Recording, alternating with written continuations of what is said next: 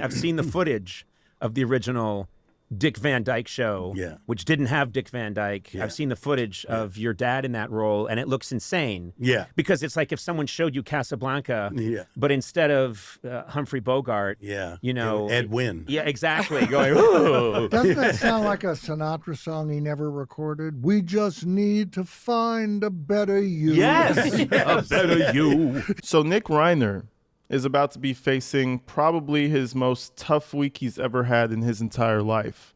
I'm sure Nick believes that he's faced tough times, you know, looking for drugs and, you know, being homeless willingly and having to probably do chores for his parents. I'm pretty sure he all thought those were trials and tribulations that were really tough for him. But now he's going to really face some real life consequences because his arraignment is coming fast and steady. February 23rd, Nick will have to go and see a judge, and he won't see a judge under the care of a really good attorney. He's going to go and see the judge under the care of a public defender. And ooh, that probably sucks for him. But before we even get into all the official charges he's going to have to face tomorrow, Conan O'Brien actually spoke out for the first time since the murders of Rob and Michelle Reiner, and he gave his thoughts about the whole night. Now, if you don't remember, Rob and Michelle Reiner, along with their shithead son, were attending Conan O'Brien's party for Christmas right before they were killed.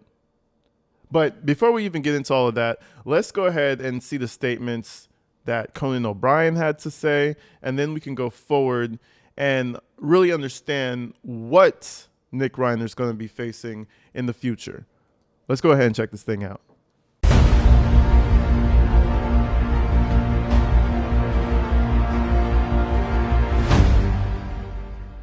All right, so the first thing I wanted to talk about was Conan O'Brien's response, because a lot of people started to go into, you know, conspiracy land, and some people made statements that, you know, Conan didn't want to make a statement about anything because he felt like it was his fault that they went home or he didn't call the police. Because remember, people who were in attendance of that party had said that some people wanted to call the police, but because Conan's a good friend with Rob, he was like, no, don't do that. Now, me personally, in my opinion, if I'm good friends with somebody and I feel like something that's going down is going to possibly tarnish his reputation or his son's reputation, I probably, you know, would make a decision to maybe not call the police as well. So I don't think it was anything malicious. That's the main thing I want to point out. Now, let's see what he had to say. There's a few quotes from him. He spoke with the Washington Post, I believe. So let's see what he had to say finally after breaking his silence. I know there's an interview that's coming out as well that I have not seen yet. I think it's behind a paywall. But sooner or later, we're going to see the official Conan interview about what happened. But let's go ahead and check out the snippets of what he said. The comedian offered his heartfelt thoughts on Rob Reiner and his wife, Michelle Singer Reiner, who were found dead in their Los Angeles home a day after attending his Christmas party on December 13th. Now, this is where he quotes and says, "To have that experience of saying goodnight to somebody and having them leave and then find out the next day that they're gone," Conan told The New Yorker in an article published on February 20th, "I think I was in shock for quite a while afterward. I mean, there's no other word for it. It's so awful. It's just so awful." And I mean, what did they expect? A lot of people, I noticed this happens since I guess, oh shit. Sorry, there's like a loud ass motorcycle.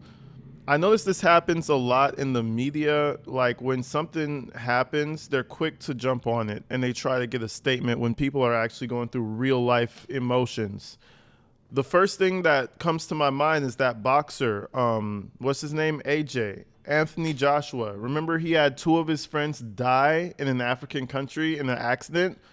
Immediately the news was reaching out to him. So this is one of those things where I feel like the person has to, you know, media and social media and all that shit doesn't matter when something like that happens in your life. And then when the shock goes away, then I feel like people start to reach out again. So this is not surprising to me, but it is interesting to see how he feels from his perspective. Let's move forward. The Oscars host also detailed how his wife, Lisa Powell O'Brien, had gotten increasingly closer with Rob and Michelle and had been seeing them a lot. They were just such lovely people, he added. And I think about how Rob felt about things that are happening in the country, how involved he was, how much he put himself out there. And to have that voice go quiet in an instant is still hard for me to comprehend. I feel like they might be witnesses during the trial. Conan O'Brien and his wife, and a couple people from the party. Let's just say this goes to trial, and we have a jury, and the whole big shebang happens, which I doubt. I think it's going to end in a plea deal probably. But let's say it went to trial. These people will definitely see them on the stand. And that's the exact reason why I feel like this is not going to go to trial. Something's going to happen to where somebody takes a plea, it gets shut down, and he goes to jail forever. Hopefully. But let's continue.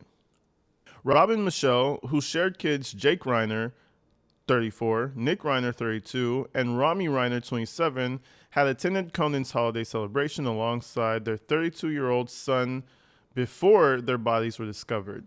Nick had been disrupted throughout the evening and got into a heated argument with his dad, and multiple sources had said. Now, this is a big thing right here, and I think this is a common theme, and I do believe that this party was the catalyst for Nick Reiner to do something foul to his parents, because we're going to move forward in a minute, and we're going to also speak about how Nick Reiner had a tendency to ruining parties during the holidays. But let me not get too far ahead of myself. Let's finish what Conan O'Brien had to say. I saw them night before last, looking healthy and happy, the Oscar winner wrote on Instagram December 15th. I am reeling with grief, stunned.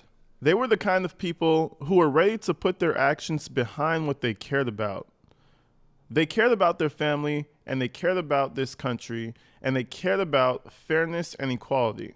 So that's pretty much Conan O'Brien and his thoughts about the whole situation. You notice he doesn't say anything about Nick. I don't think anybody really liked Nick. He was just the burden that the wonderful Reiners, Rob and Michelle, had to drag around behind them because he was just there. 32 years old. Imagine you're 32 years old and your younger siblings have more emotion than you. Crazy work. But anyways, let's move forward to something that happened during Thanksgiving. Apparently, Nick Reiner was disruptive during the party as well, calling people who visited freeloaders, crazy terminology to use, being a freeloader himself, and he actually threw food at his own father. So let's go ahead and listen to this real quick. You ever heard more entitlement in your life? There's also this Washington Post profile that came out about Nick, where they talk about this incident at Thanksgiving dinner where someone who was at the dinner who wanted to remain nameless said that Nick said, I'm certainly not grateful for this effing food, and I'm not grateful for any of you freeloaders in my house. I just can't wait. Not grateful for any of you freeloaders in my house. This guy had to have been on drugs while saying that. There's no way that he was sober calling other people who actually have jobs freeloaders. Holy shit. You fucking freeloaders. Get out of my house. Man, holy shit. My house. Man, I would have kicked him so vigorously outside my damn house after that. Man, go be homeless for real. Nah, you want to play that little homeless shit to do your drugs and whatnot. Go be homeless for real, motherfucker. Call me up. See if I answer. Shit, I probably will answer. Be like, how you doing, son? Nope, you can't come home. Go get a job. When you get your first apartment and get on your feet, you can join the family again. The fuck? Dinner where someone who was at the dinner who wanted to remain nameless said that Nick said, I'm certainly not grateful for this effing food, and I'm not grateful for any of you freeloaders in my house. I just can't wait to get through My this house. effing. That's a sense of entitlement. Have you ever heard more entitlement in your life? A big loaf who's never done a goddamn thing in his life other than disrupt everyone else's life is saying, you're a freeloader in my house. Dude, look in the mirror. You're the freeloader of all freeloaders. Well, By the way, this is a clip taken from Brian Eaton's channel.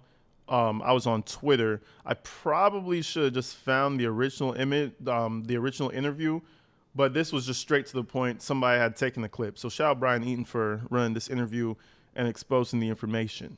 He said, "I just can't wait to get through this effing dinner so I can get back to my room." And then, according to the dinner guest, he threw the turkey leg at his father's plate. But Brian, you're forgetting something very important.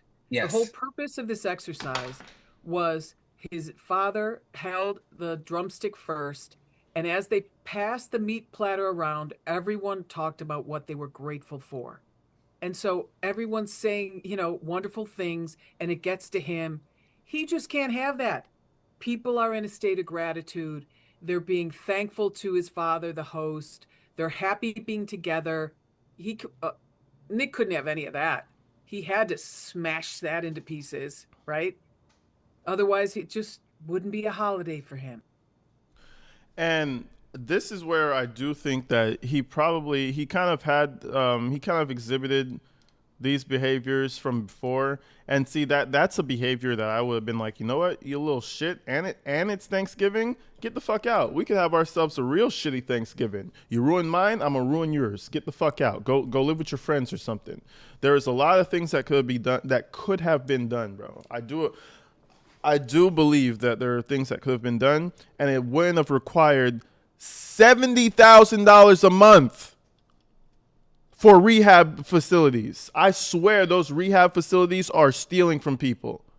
$70,000 a month. That is somebody's entire yearly salary on junkie Nick Reiner. But anyways, that shit, it offends me that those millionaires, even though I'm not no millionaire, it offends me that they had to spend so much money on their junky ass son, bro. Holy shit. You could have did that for $100. Get a mover to throw all this shit outside.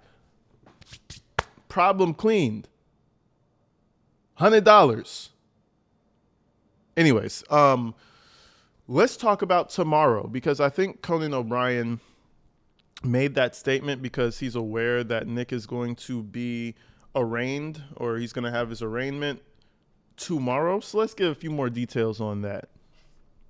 Nick Reiner's arraignment was postponed again Wednesday in the murders of his parents, filmmaker Rob Reiner and his wife Michelle Singer Reiner, after his attorney, Alan Jackson, withdrew from the case. And we all know it's because that almighty dollar was not in the equation. That is the only reason he withdrew from the case. No matter what he tells you and what his little paralegals tell you and shit, that is the only reason he withdrew from the case. The almighty dollar was not there. It's probably wrapped up somewhere because he murdered his parents. So the trust probably isn't going through the way it should. I don't know. I've never dealt with a trust before, but let's continue. The arraignment hearing is now scheduled for February 23rd. The Los Angeles County Public Defender's Office will take over for Jackson and his co-counsel, both whom stepped down. Deputy Public Defender Kimberly Green will represent Nick Reiner, who will remain in custody until the new hearing date. He is being held without bail. And thank the heavens that he's being held without bail, because shit, certain people, you never know. These motherfuckers kill their parents and get off on bail. So gladly, he's going to have to stand there and really get skinny in jail. I hope he gets skinny. I hope he gets skinnier. But anyway, Kimberly Green, right? So we went from the fiery, what's his name? The other attorney, to Kimberly Green, who looks like she has 2 kids at home, 15 cases to tend to, and couldn't give a fuck. So I want to give you a little reminder of who Kimberly Green is. I'm sure she's a wonderful person, but she's a public defender. It just hits different when you have a dedicated attorney as compared to a public defender. You could see the public defender radiating off of her face. She's dealing with too much at once. Let's look at this video.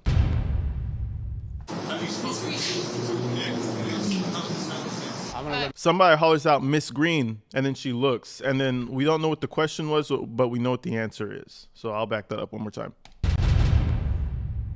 I spoke to him briefly this morning, but we haven't had a chance to discuss anything. I spoke to Mr. Reiner briefly this morning. He was understanding that there was going to be a change in counsel. We haven't had any in-depth conversation. I have not. His former attorney says he's not guilty. Will he be pleading not guilty? We'll discuss that with Mr. Reiner and see how to proceed. Does Alan's decision complicate the case for you? Not at all.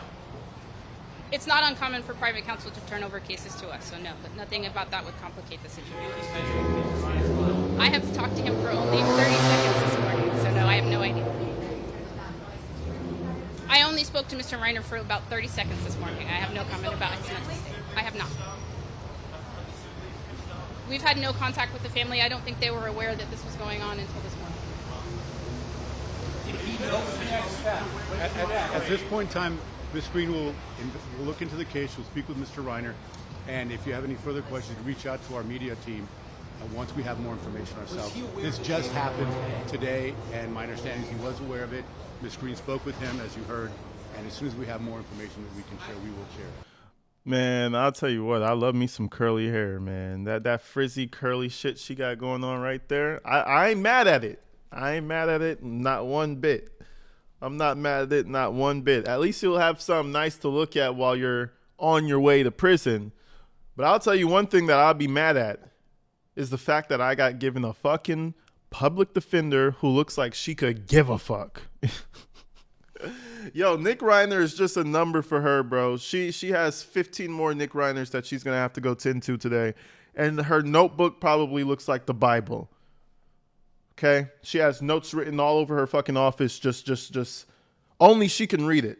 She has notes that only she could read.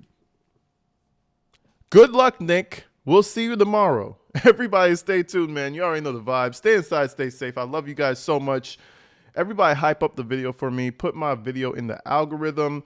Apparently these hype buttons really help. And I've been noticing a difference when you guys do hit it. So hit the hype button. Hit the like button.